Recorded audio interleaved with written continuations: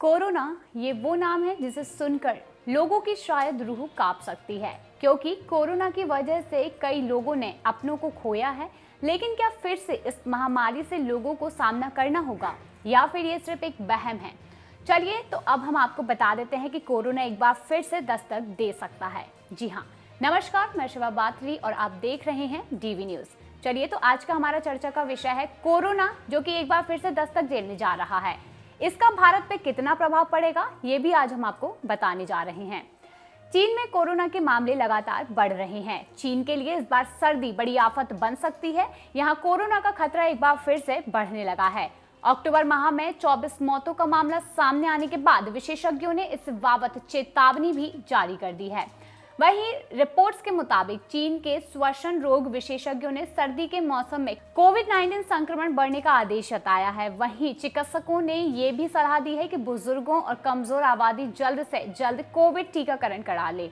वहीं इस चेतावनी के बाद एक बार फिर ये अंदेशा जताया जाने लगा है कि क्या कोरोना एक बार फिर से वापस लौट रहा है, क्योंकि बहुत ही खतरनाक है कोरोना का पहला केस चीन के वुहान शहर में मिला था। इसके बाद से वायरस ने पूरी दुनिया भर में अपना आतंक मचाया था।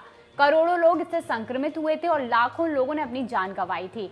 अब एक बार फिर वायरस बड़ा खतरा बन सकता है। वहीं चीन में पिछले माह कोरोना से हुई 24 मौतों के आंकड़े इस बार बड़े खतरे का संकेत देते हुए नजर आ रहे हैं। माना जा रहा है कि यदि चीन में हालात फिर से बेकाबू हुए तो वायरस का नया वेरिएंट फिर से हमला कर सकता है, जो कि लोगों को अपनी चपेट में ले रहा है। अक्टूबर में हुई 24 मौतें चीन में पिछले माह कोरोना के केसों में अच्छी खासी बढ़ोतरी देखी गई थी। चीनी रोग नियंत्रण और रोकथाम केंद्र की माने तो अक्टूबर में कोरोना के तकरीबन 209 गंभीर मामले सामने आए थे और इसमें से 24 लोगों की मौत हुई थी। चीन सरकार के मुताबिक इन सभी मौतों का कारण कोरोना का XBB वेरिएंट था। कोरोना का यह स्ट्रेन विशेष तौर पर सर्दी के मौसम में ही एक्टिव होता है, जो संक्रमण के मामलों में बड़ी तेजी का कारण बन सकता है, जिसकी चपेट में लोग जल्दी से आ भी जाते हैं। चलिए तो अब हम ये देखना चाहेंगे कि आखिर चीन में संक्रमण फिर से क्यों बढ़ रहा है। चीन के वुहान शहर में कोरोना का पहला केस जब मिला था, धीरे धीरे ये महामारी में बदल गया।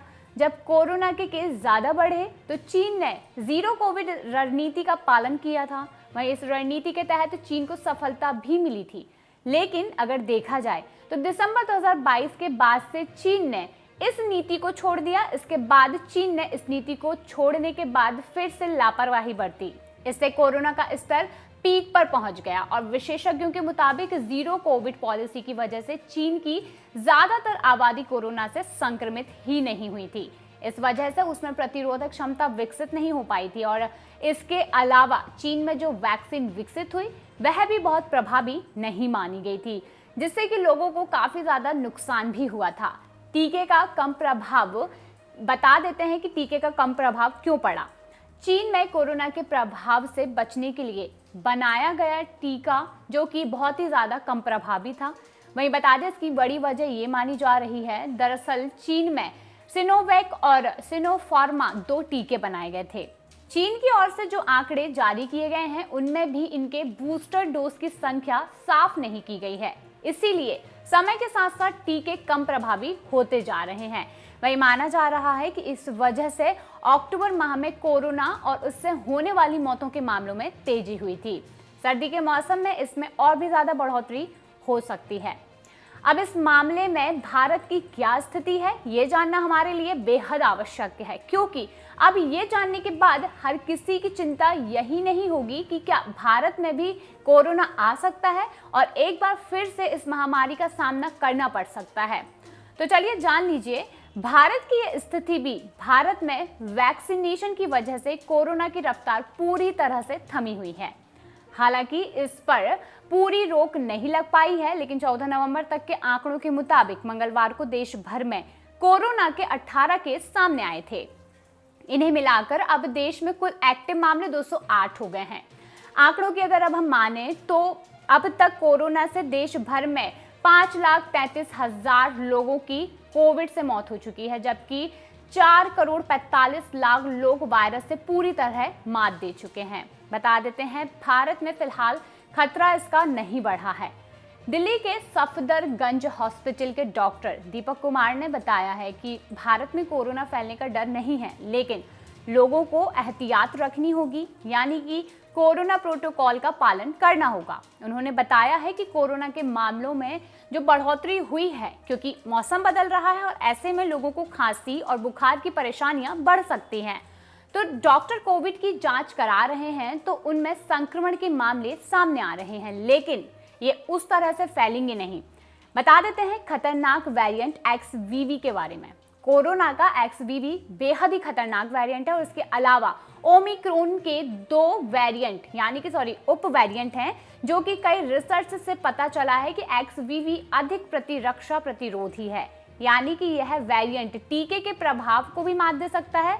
और अगर आसान भाषा में उन्हें कहें तो ये वायरस का वो वेरिएंट है जो लोगों में फिर से संक्रमण और पुनः संक्रमण का कारण बन सकता है।